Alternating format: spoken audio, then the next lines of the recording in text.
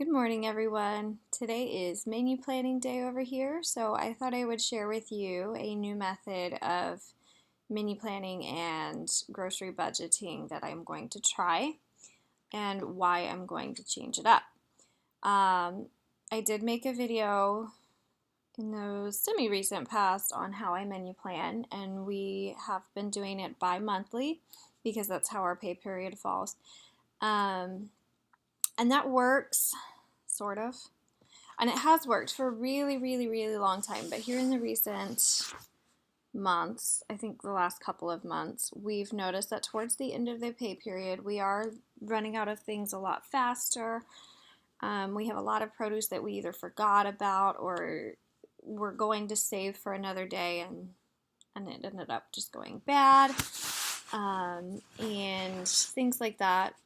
And so we're trying to eliminate that and to simplify a little bit. I absolutely hate menu planning, especially for such a long stretch of time, because some months our pay period ends up being like 18 or 19 days, and that for me is really difficult to plan for.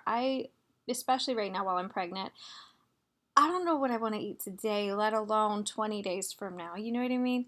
So I'm hoping to simplify a little bit and save a little bit of money by not making as many trips to the store, which sounds weird because I'm splitting it, but by splitting the pay period into two grocery trips, it actually, I think, will eliminate that because I won't have to go. I will be less tempted to go back and get, say, more butter because I ran out, because in just a couple of days I'm gonna go to the grocery store anyway, so I'll be less inclined to impulse buy, I hope. So the method that I plan to try is I will still have the exact same grocery budget as I always had for the pay period, but instead of taking my debit card to the store and spending all of our grocery budget in one single day, I'm going to go withdraw my entire grocery budget, and then I'm going to have two envelopes, one for the first half of the pay period, the other for the second half of the pay period, and I'm going to split the grocery budget into those two envelopes in half. And then I will take the first half with me to the store, and the second half I will put away somewhere at home where I won't be tempted to bust into it before the next half of the pay period, I hope. And I think by doing it this way, I will eliminate or at least greatly reduce my extra trips to the store because I forgot an ingredient or ran out of an ingredient, because it won't be as long for me to have to go to the grocery store again. And then hopefully we can eat a little bit healthier all throughout the pay period, because what has been happening is that we would buy a lot of produce, and then like in the beginning we ate really good and we had a whole lot of produce, like fresh produce, and then towards the end of the pay period some of it would go bad, like the bananas, and even my potatoes are starting to spoil faster, I've noticed, and my onions and things like that. Some of them are okay because I do keep a lot of my produce in the fridge. So like our apples and our oranges and stuff like that, they tend to stay ripe and good for quite a while. But the things that don't go in the fridge, like the potatoes and the onions and I guess onions could technically, but I've never had good luck with them in the fridge. But yeah, like potatoes and onions and bananas and things like that, they would always go bad. And bananas are one of my kids' favorite things. So in the middle of the pay period, I would go back to the store and I'd buy bananas, but then I would also see that, oh, well, we need, or we could use some more of this and this and this, and this looks good, and I'd come out with way more than I intended to. And while it doesn't break the bank, it definitely doesn't help our budget. So I'm hoping that by going twice in a pay period for an entire grocery trip, I'll be less tempted to go back and get the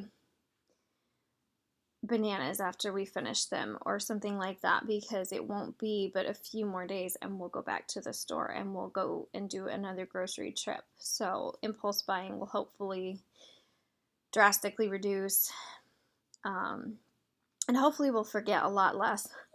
We'll see what happens, because if my grocery list is smaller, I feel like maybe I will have a little more clarity of mind and it won't be as crowded on my list, because I tended to skip over a few things because it was just so much on the grocery list lately, because my kids are getting bigger, so they're eating more, and so my grocery list is growing as well, and I'd